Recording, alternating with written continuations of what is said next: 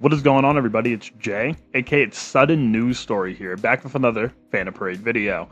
And yeah, I did not expect to be making a news video today. I wanted to go to sleep early after work, but here we are.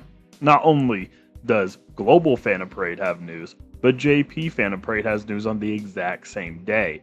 So we have the global timeline for the month of July. Now, it's as expected for the most part. The biggest thing I'm surprised about is actually the real half anniversary units coming at the end of this month of July. Now, a lot of people are excited that we're finally getting like sped up on the timeline. Me personally, I don't know how I feel about it truthfully, because we're going to be skipping two events in the process of getting to 2.5 anniversary quicker. We're skipping the Versus Choso rerun. We're also skipping the map event that comes with the rerun of GOJO, YUJI, and Sukuna. And we're also skipping the Cursed Corpse Explorers event. That is a lot of free-to-play cubes on the table that just got completely erased out of reality. Just straight up gone. And who knows when we'll get those events added to our timeline in the future, or if we'll get those events added to our timeline at all. Right? So that's pretty sad. We do get our Ominous Land event, which is cool. I do like that event, and even if it's only for like a one-time play, I mean, it is pretty cool. However, I have seen that this rerun or new version of this domain investigation event is way harder than the previous one. That's something to keep in mind. And then KENJAKU. Everybody was hoping for KENJAKU, what is it, last week? Or not even just last week. My bad. It's so weird because this is a news video so early in the week, but basically Friday. Everybody was expecting KENJAKU on Friday. I already told y'all, SPs drop on the 10th, KENJAKU drops on the 10th. So when this day comes, which will be the 10th of July, KENJAKU will drop alongside SP Blue Nanami and Green Miwa and Blue Miwa. So they don't have the SPs listed on the announcement. Again, you can see the announcement in game, but they do not have it listed on the actual timeline. Now, with the way the timeline is set up, however, it's kind of weird because we have all this stuff going on in late July. So obviously KENJAKU is the 10th. This would be the week afterwards, so it would be the 17th. I believe YUJI will release on the 24th. And because GOJO came out 4 days later on JP, right after YUJI, I have a lingering suspicion that we may see GOJO on the 28th, latest being the 31st, right? Unless they're like really crazy and they drop both on the same day. Well, let's hope they're not too insane, all right? They already had like the Megami Nobara simultaneous release on JP. I don't think Global needs like a 2 for 2, right, on simultaneous releases. So I believe YUJI will be on the 24th. GOJO will most likely be on the 28th, latest the 31st. But I would say we have like a super stacked month. But those events getting robbed definitely put a poor taste in my mouth. Because come on, you're leaving a lot of cubes just out of the equation that a lot of free-to-plays could have benefit from. And man, it looks far away, but this is way closer than y'all expect. It is way closer than y'all expect.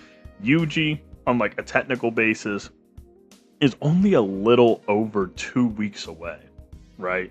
It's pretty crazy to think about. However, a lot of people are already planning to skip this. I know a lot of y'all want to skip this anyway. So to some people, this might just be a mid-month overall.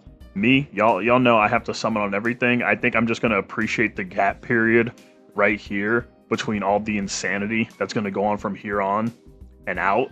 Because once half anniversary occurs, you guys know I have to go overtime on the videos. So this is going to be a pretty crazy time period alongside the KENJAKU stuff and the SP stuff. It's going to be a lot of videos getting pumped out. But for JP, the most interesting thing is the Formidable Foes event, or not event, base game content being added. Now, this was announced during the anniversary live stream, if you guys were there, and they basically announced a Formidable Foe style update that include missions and a variety of bosses. Now, mind you, the most interesting thing about this is that it has rewards akin to Illusory Tower. And from the looks of it, they're saying that they're planning on updating this mode as well in the future. So it looks like we're transitioning over perhaps from Illusory Tower to this new Formidable Foes encounter content. I feel like this is a pretty decent way to continue with the game. Even though I do believe floor 91 through 100 is still on the table, it just feels so weird to end like Illusory Tower on like floor 90 if they were planning on ending the content. I even brought up the idea of Illusory Tower ending during the actual anniversary period when this channel first started. I'm like, okay, if they're going to do a clear-cut, coherent ending to Tower as a mode, they should just go to 100, call it a day, make a new content format. Let's just do something different. So this may be the something different in question that I've dreamed of. And concerning the fact that they're planning on updating it, I've seen people say that they're planning on updating it once every 3 to 4 months, which is actually quicker than the Illusory Tower updates that were to come out. Now, obviously, my enjoyment of this little announcement will depend on how long it takes to clear said content, and if they are updating it really frequently, how much more content are we going to get every single update? Because we've been sitting on the same 10 Illusory Tower floors for what feels like to be, what is it? I mean, not even feels like, it has been over half a year just on the same content over and over and over again. So there's not much details on it currently. However, on the 7th, we will see what this new content looks like, and we'll see, is it going to be, I wouldn't say a replacement, but will it be just the next big base game content after Illusory Tower, right? So as it currently goes for global, we're finally going to get into the anniversary period at the sacrifice of some events in the process. JP is going to be getting new base game content that we're inevitably going to get. Let me know how you guys feel about the current state of Phantom Parade, especially you global players, since we had to suffer through a dead week to get to this point. Do you guys feel like the schedule is okay? Are you guys all right jumping straight into 2.5 at the end of the month? Me personally, even though I am a paid player, I do appreciate the free-to-play cubes no matter what. So missing out on free-to-play cubes definitely sucks in my opinion. And you guys know I've been begging for base game content. I cannot complain about this, no matter what it is. Base game content, always good content. Also the fact the rewards, like SSR fragments, I can't complain about that. Especially because of this SP system, where again, dupes give you SPs.